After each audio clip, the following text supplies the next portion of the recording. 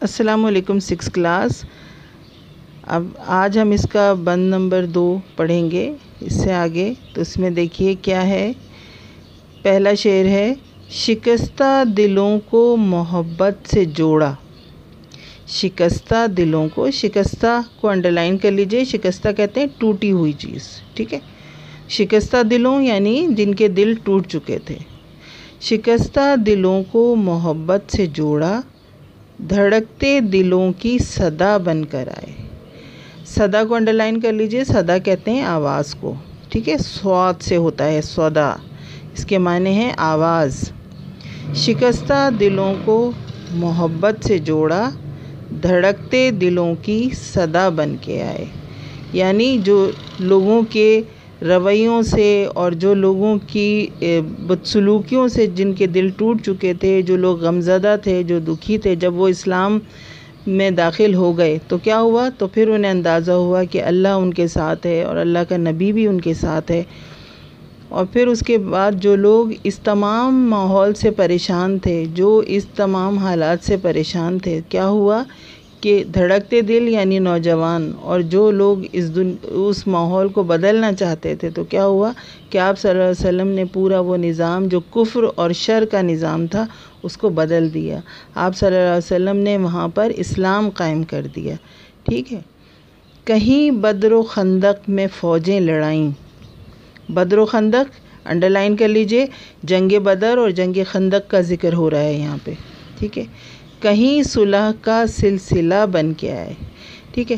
کبھی جب ضرورت پڑی تو آپ کو پتہ ہے نا کہ اللہ کے نبی صلی اللہ علیہ وسلم نے کم تعداد کے باوجود جنگ سے جو ہے وہ دور نہیں ہٹے آپ، بلکہ بدر کی جنگ آپ کو پتہ ہے کہ مسلمانوں کی تعداد کتنی کم تھی، اس کے باوجود جنگ لڑی گئی، ٹھیک ہے، اور کافروں کو شکست بھی ہوئی۔ اس کے بعد جنگ خندق، جب آپ کے پاس مسلمانوں کے پاس وسائل نہیں تھے، ان کے پاس کوئی چیز زیادہ سامان نہیں تھا لڑنے کے لیے، لیکن اس کے باوجود انہوں نے اپنی ایمان کی طاقت اور جو ہے وہ تدبیر، یعنی انہوں نے مدینے کے چاروں طرف خندق کھودی تھی نا، آپ نے پڑھا ہوگا ضرور یہ۔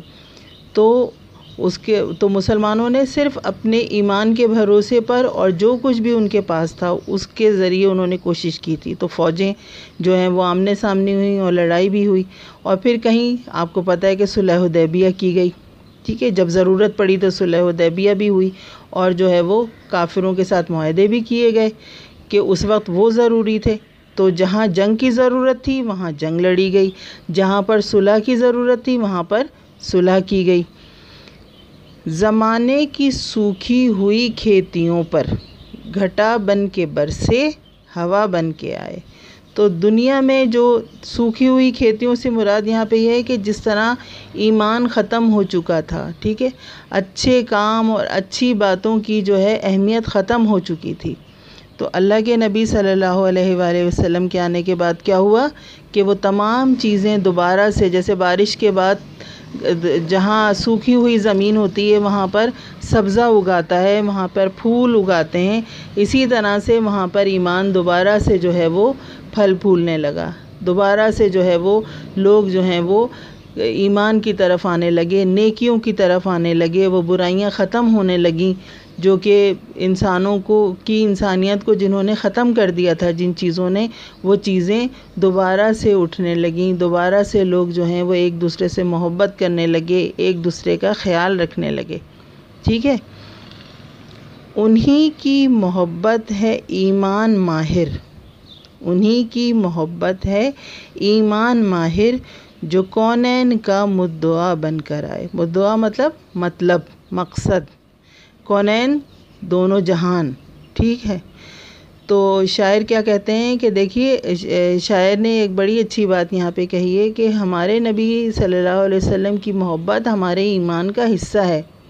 ہمارا ایمان اس وقت تک کامل، پکا، مکمل ہو ہی نہیں سکتا جب تک کہ ہمیں اپنے نبی سے محبت نہ ہو، آپ کے طریقے سے محبت نہ ہو، آپ کی سنت پہ چلنے کا ہمارا جذبہ نہ ہو۔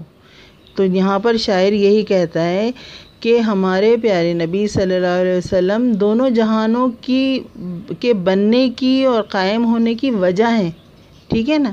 تو ہم اگر آپ کی محبت ہمارے دل میں نہ ہوگی، ہم اپنے نبی سے محبت نہیں کریں گے تو ہمارا ایمان کبھی مکمل ہو ہی نہیں سکتا، ہم کبھی ایک اچھے مسلمان بن ہی نہیں سکتے جب تک کہ ہم اپنے نبی کے طریقے کو نہیں اپنا لیتے، جب تک کہ ہم آپ کی ہر سنت پر عمل کرنے کی کوشش نہیں کرتے۔ ٹھیک ہے، اپنانا بھی بہت اچھی بات ہے، لیکن کم از کم سب سے نچلا درجہ یہ ہے کہ ہم کوشش کر سکتے ہیں، ٹھیک ہے، کہ ہم آپ صلی اللہ علیہ وسلم کی سنت کو اپنی زندگی میں شامل کریں۔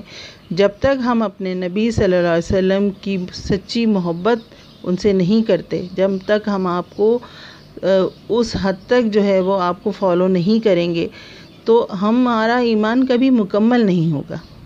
ٹھیک ہے، امید ہے آپ کو یہ نعت اچھی طرح سمجھ آ گئی ہوگی، اور اگر کوئی چیز سمجھ نہیں آئے تو آپ مجھ سے پوچھ سکتے ہیں۔